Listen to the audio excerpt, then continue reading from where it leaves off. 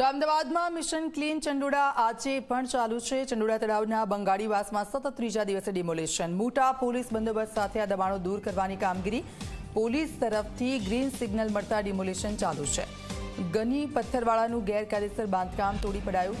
ગનીનો દીકરો હુસૈન પથ્થરવાળા જગ્યાનું સંચાલન કરે છે। ગની પથ્થરવાળાએ ચંડોળામાં લેબર કોલોની બનાવી હતી। નાની નાની ઓરડીઓ બનાવી લેબર કોલોની બનાવી।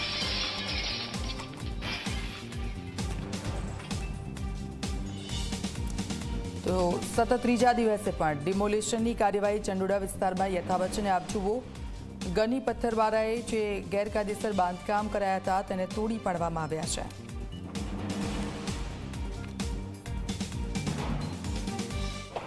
બે દિવસથી ચંડોળા તળાવમાં ચાલતી ડેમોલિશનની કામગીરી હાલ તો ત્યાં થંભી ગઈ છે, સ્થગિત કરી દેવામાં આવી છે। બંગાળીવાસ અને તેની આસપાસનો જે વિસ્તાર હતો ત્યાં હાલ કોઈપણ પ્રકારની કામગીરી નથી થઈ રહી, પરંતુ જે ગેરકાયદેસર દબાણ કરનારા છે, સરકારી જમીન પચાવી પાડનાર છે, તેવા લોકો સામે તંત્રની કામગીરી યથાવત છે।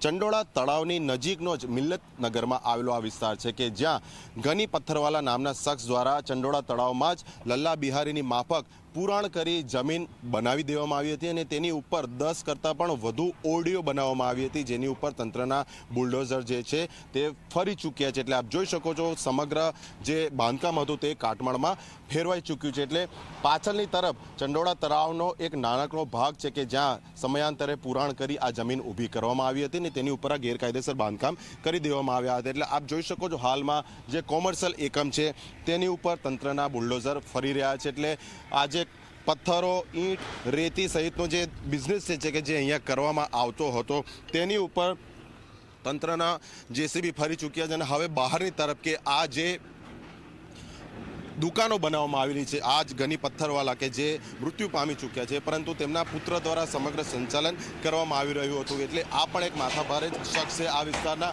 તેમને પણ પોલીસ દ્વારા આઈડેન્ટિફાઈ કરવામાં આવી ચૂક્યા હતા। તે બાદ મ્યુનિસિપલ કોર્પોરેશનની મદદથી હાલમાં આ જે છે અહીંયા તેમના ધંધાકીય એકમો છે તે તોડવામાં આવી રહ્યા છે। એટલે ગની પથ્થરવાલા શાહ-આલમ વિસ્તાર છે તેમનું જે નામ છે તે પણ અહીંયા નજરે પડી રહ્યું છે। દિવાલની ઉપર આપ જોઈ શકો છો જે પ્રમાણેના દ્રશ્યો છે, ગનીભાઈ પથ્થરવાલા લખેલું પણ છે। એટલે આ એ જ શખ્સ છે જેની માલિકીના ગેરકાયદેસર આ બાંધકામો હતા અને હાલમાં તંત્ર દ્વારા તેને ડેમોલિશ કરી દેવામાં આવ્યા છે। એટલે જે લોકો કાયદો વ્યવસ્થાને ચેલેન્જ કરતા હતા, હવે તંત્રએ તેમની સામે લાલ આંખ કરી છે અને એક પછી એક તેમની સામે પગલાં ભરવામાં આવી રહ્યા છે।